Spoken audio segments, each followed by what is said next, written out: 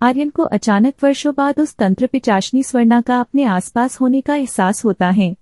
पर इससे पहले कि वो वंदना को कुछ इस बारे में बताता, वो अपने मायके किसी जरूरी काम से चली जाती है। और जब वो ऑफिस से घर आता है तो उसे अपने बेटे माधव का एक अजीब ही रूप से रूबरू होता है। वंदना की गैरहाजिरी में आर्यन का घर पर दूसरा दिन। आर्यन तुरंत अपने कमरे के दरवाजे से कमरे के अंदर जागता है तो वह यह देखकर हैरान रह जाता कि उसका कमरा तो खाली पड़ा है। वह वहां पर कोई भी नहीं है। उसे उसके बिस्तर पर पड़े बेहिसाब सिलवटों के सिवा वहां और कुछ नहीं दिखता। यह देखकर तो आर्यन को यकीन ही नहीं होता, क्योंकि जो कुछ भी पूरी रात उसके साथ घटित हुआ है और उसने जो कुछ भी महसूस किया है, उसके बाद उसका दिल यह मानने को तैयार ही नहीं कि वह सब कुछ झूठ था। उसके माथे से ठंडा पसीना टपकने लगता है। वो इस सोच में पूरी तरह डूबा रहता है कि तभी माधव उसके कंधे पर हाथ रखता है और वह बुरी तरह से चौंक उठता है।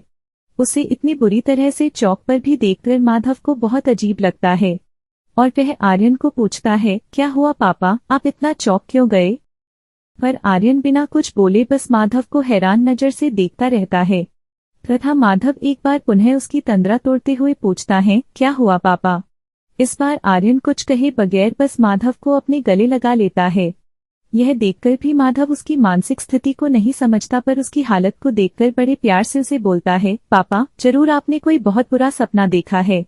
भूल जाइए सब कुछ, मैं हूं ना आपके साथ। वैसे भी सुबह के 4 o'clock बज रहे हैं, तो चलिए आज हम दोनों बाप बेटे एक अच्छी सी मॉर्निंग वॉक लेकर आते हैं। इससे आपका दिमाग फ्रेश हो जाएगा और मन भी शांत हो जाएगा। आर्यन उसकी बात मान जाता है और दोनों मॉर्निंग वॉक के लिए निकल जाते हैं। पर थोड़ी दूर चलने के बाद आर्यन को अजीब अजीब सा एहसास होने लगता है। वह चारों तरफ नजर घुमा घुमा कर देखता है।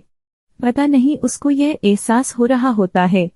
उसे भी पता नहीं कि यह सच है या नहीं, पर आज आसपास हर तरफ उसे ऐसा महसूस होता है जैसे कहीं से कोई नजरों से देख रही है। उसे ऐसे घूर रही है कि उसे भीतर तक भेद के निकल जाएगी। इन विचित्र अनुभवों और विचारों को चलते आर्यन को पता भी नहीं चलता कि कब वह मॉर्निंग वॉक से वापस घर लौट आ जाते हैं। घर आने के बाद वह नाश्ता बनाता है और माधव को भी नाश्ता कराकर स्कूल भेज देता है तथा खुद भी ऑफिस के लिए निकल जाता है। आज पूरे दिन उसका मन काम में नहीं लगता। वह तो खुद ही नहीं समझ पाता कि आखिर उसके साथ हो क्या रहा है। रात को जो सब उसने महसूस किया वो आखिर कैसे हो सकता है, और क्या हो गया है उसके बेटे को। अजीब से खौफ से घिरा है उसका मन। और सबसे बुरी बात तो यहाँ है कि उस समय यह है कि अभी वो रानू से भी बात नहीं कर सकता, क्योंकि अभी वह यहाँ नहीं है और शायद यह सब सुनने के बाद वह बुरी तरह से घबरा जाए। तथा पूरे दिन काम के पश्चात वो घर में जाकर उस बार डांसर को ढूंढने की कोशिश में उस बार में जा पहुंचता है। फिर भी वहां जाकर उसे उस बार डांसर की कोई खबर नहीं मिलती, जो उसके जीवन के सबसे कड़वे धुन की दीवानी है। पर वो इतने में हार नहीं मानता और जाकर बार में तथा उसके आसपास के बहुत सारे लोगों से पूछताछ करता है। कभी देर सवेर ही सही उसके हाथ एक ऐसी तस्वीर लगती है जिससे उसका पूरा दिमाग हिल जाता है। उस तस्वीर में उस आदमी के साथ जो औरत खड़ी होती है, उसका चेहरा उसे बहुत ज्यादा जाना पहचाना सा लगता है और उसे यह समझते हैं बिल्कुल दे नहीं लगती कि वह चेहरा किसका है। ये देखकर तो उसका पूरा सिर ही घूम जाता है तथा वो बुरी तरफ से खौफ से भर उठता है और तुरंत अपनी बाइक उठाकर घर की तरफ निकल जाता है। उसके मन में अजीब अजीब ख्याल आने लगते हैं। उसका दिमाग सवालों से गिर जाता है कि वह आखिर उस औरत का चेहरा आखिर। इन सब विचारों में खोया हुआ आर्यन रात के लगभग 11 o'clock बजे के आसपास घर पहुंचता है। उसे तो जैसे आज अपने घर में कदम रखने में कोई पुरानी भयंकर स्मृति का अनुभव हो रहा है। परंतु माधव का विचार मन में आते ही वो उसके लिए चिंतित मन से तुरंत घर की तरफ बढ़ लेता है तथा वो सब भूलकर तुरंत घर के अंदर प्रवेश करता है। पर वह घर आते ही एकदम से चौंक कर रह जाता है। उसके घर में कदम रखते ही माधव लाइट जलाता है और आधी निद्रा वाले आंखों से बोलता है, क्या पापा आप इतने लेट क्यों हो गए? पता है मुझे खाना बनाने में कितनी दिक्कत हुई। उसकी मासूम बात सुनते ही आर्यन थोड़ी देर के लिए ही सही सब भूलकर खुशी से माधव की तरफ देखकर बोलता है, क्या आज मेरे बेटे ने खाना बनाया है? क्या बात है। सब भूलकर आर्यन वह भी माधव को खुश करने के लिए तुरंत वॉश बेसिन में हाथ धोकर खाना खाने बैठ जाता है और पहला निवाला मुंह में डालते ही माधव से कहता है, अरे वाह बेटा, तुझे तो शेफ होना चाहिए था। खाना तो बड़ा अच्छा बनाया तूने। इतना टेस्टी है कि लग रहा है तेरे हाथ भी खा जाऊं। वंदना तो इस मामले में कुछ नहीं है तेरे आगे। ये सुनते ही माधव के चेहरे के अचानक भाव बदल जाते हैं और वो खुशी से झूमता हुआ बड़ी ही अजीब विचित्र भाव से बोलता है, आप खाइए तो हुजूर। पहले खाना खत्म कीजिए, फिर आपके लिए दुनिया की सबसे लजीज चीज आपका इंतजार कर रही है। इधर आर्यन बिना उसकी तरफ ध्यान दिए बोलता है, अच्छा जी, ये बात है। और वो लजीज चीज क्या है? यह सुनते ही माधव सामने पड़े खूबसूरत कपड़े को खाने की तश्तरी के ऊपर से उठाता है। उसके नीचे एक पानदान रखा होता है जिसमें बहुत सारे खुशबूदार बनारसी पान सजे होते हैं। वह खाने में मगन आर्यन बिना माधव की किसी हरकत को देखे हुए अपना खाना खत्म करते ही बिना सोचे समझे उस पानदान से एक पान उठा लेता है और अपने मुंह में डालकर उसे चबाते हुए तारीफ की नजरों से माधव की तरफ देखता है। पर माधव की मातकता भरी आंखों वाली नजर जिससे वो आर्यन को देख रहा होता है, उसे देखते ही आर्यन अंदर तक हिल जाता है। वो आर्यन को ऐसा देख रहा होता है जैसे कि वह उसका बेटा ना हो, यहाँ तक कि वो कोई लड़का भी ना हो, बल्कि कोई बेहद चालाक और तजुर्बेदार औरत हो। आर्यन अचानक उसे देखकर झटक कर रह जाता है। उसके दिमाग को जैसे जोर का झटका लगता है और वह किसी पुरानी याद में चला जाता है और तुरंत वह पान को थूक देता है। पर तभी सामने से माधव उसकी तरफ वासना में डूबी शरारत भरी नजरों से देखकर कहता है, आहा, न हुजूर, अब इसे थूकने का कोई फायदा नहीं है। शायद आप भूल गए कि मैं कौन हूँ। तभी वो माधव के चेहरे में आर्यन को अपनी बड़ी भयंकर झलक दिखती है और जोर से चिल्लाती है, तंत्र पिशाचिनी हूँ मैं, और आप उस पान को चबा चुके हैं। अब थोड़ी ही देर में मेरा काला तंत्र आपके सिर चढ़कर बोलेगा और आपका नशा पूरे शबाब पर होगा और फिर आप और मैं। हा हा हा हा हा हा हा हा हा। मुद्दतों बाद आई ये हसरतों की रात। यह सुनते ही आर्यन का सर चकरा जाता है और तभी उसकी आंखों के सामने माधव बेहोश होकर फर्श पर लुढ़क जाता है।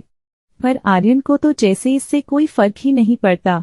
ऐसा लग रहा है जैसे आज तो इस तंत्र पिशाचिनी ने फिर से एक बार कामुकता की स्वामिनी का रूप धारण कर लिया है। वह धीरे धीरे कमर लचकते हुए बाथरूम की तरफ बढ़ जाती है और वहां जाकर फव्वारे के नीचे आर्यन की तरफ पीट करके भीगने लगती है। आर्यन बाथरूम के दरवाजे पर खड़े होकर उसको बस अपलक ललचाई नजर से देखता ही रहता है। आर्यन तो बस उसकी कशिश को अपनी आंखों में बसाकर उसकी तरफ और आगे बढ़ने लगता है। तभी स्वर्णा अचानक मुड़ती है। उफ! वो काजल से भरी कजरारी आंखों का नशा जो नजरों से ना जाने कितनी ही बातें कह जाती है। तभी वह अपनी सुर्खलाल अधरों को शरारती अदाओं से अपने दांतों से काट लेती है। यह देखकर खुद के कार आर्यन खुद पर और काबू नहीं कर पाता, तुरंत वहां जाकर उसको अपनी बाहों में उठा लेता है और उसे अपने कमरे में लेकर चला जाता है। पर जब वो अपने कमरे में कदम रखता है तो आज उसका कमरा कुछ अजीब सी मातकता के साथ भरी हुआ है और तभी मधुला अपनी बाहें फैलाकर आर्यन को अपने बाहों में आने का इशारा करती है। यह देखकर आर्यन उसके बाहों में समा जाता है। पर इससे पहले कि वो आर्यन के साथ अपनी प्रेम लीला को आगे बढ़ाएं, अचानक वहां पर वंदना एक बहुत ही साधक नित्यानंद बाबा के साथ आ पहुंचती है। नित्यानंद बाबा वह आते ही बिना कुछ कहे माता महाकाली के उग्र मंत्र का प्रचंड जाप करने लग जाते हैं और उस जाप के तेज से स्वर्णा तुरंत अपने असली स्वरूप में आ जाती है तथा उसका शरीर तुरंत आर्यन के शरीर से एक झटके में अलग हो जाता है। आर्यन के शरीर से अलग होते ही वे गुस्से से भर जाती है, बिना कुछ कहे तुरंत उस कमरे से निकलकर माधव के शरीर में प्रवेश कर जाती है और माधव के शरीर को दीवार पर ले जाकर उसे बुरी तरह से पटकना शुरू कर देती है और चिल्लाकर बड़ी जोर से वंदना को बोलती है, तेरे पति को तो मैं अपने साथ लेकर जाऊंगी ही, पर आज अभी अगर इस बुढ़ी ने मंत्र जाप नहीं रोका तो मैं तेरे बेटे को यही तो मार डालूंगी। ये कहकर वह माधव के सिर को बेसिन पे ले जाकर टकरा देती है और जोर जोर से चिल्लाती, मंत्र जाप बंद कर, मैंने कहा। इधर वंदना माधव की हालत देखकर जोर जोर से चिल्लाने लगती है। माधव की हालत इतनी खराब हो जाती है कि हालत को समझते हुए बाबा नित्यानंद स्वयं ही मंत्र जाप बंद कर देते हैं। तभी माधव का शरीर धरती पर आकर धड़ाम से गिरता है और वंदना दौड़कर उसके पास पहुंचती है और जोर जोर से रोने लगती है।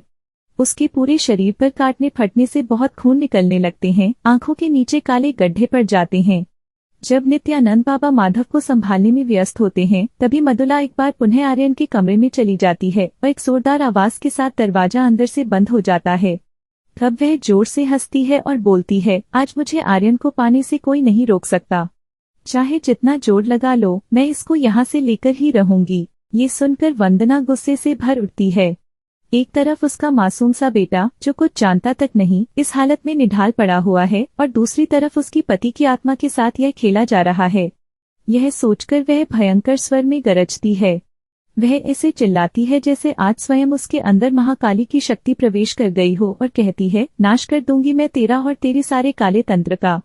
यह एक पतिव्रता स्त्री की कसम है। पर तभी नित्यानंद बाबा आकर वंदना को बोलते हैं, शांत हो जाओ पुत्री, यह समय कहने का नहीं कर दिखाने का है, चलो हमारे साथ। वो दोनों तुरंत माधव को सहारा देकर उठाते हैं और सबसे पहले उसे अपने किसी भरोसेमंद रिश्तेदार के घर छोड़ देते हैं और उसके बाद शुरू होता है एक काले तंत्र के जंगल का सफर। नित्यानंद बाबा वंदना को उसी जंगल में ले जाते हैं जहां से यह घटना शुरू हुई थी। वहीं काली पिशाचिक शक्तियों का जंगल जहां से स्वर्णा को काली शक्तियां प्राप्त हुई थी। परंतु ऐसे भयंकर काली योनि से परिपूर्ण जंगल का मुहाना शुरू होते ही घटती है भयंकर घटना जिसे देखकर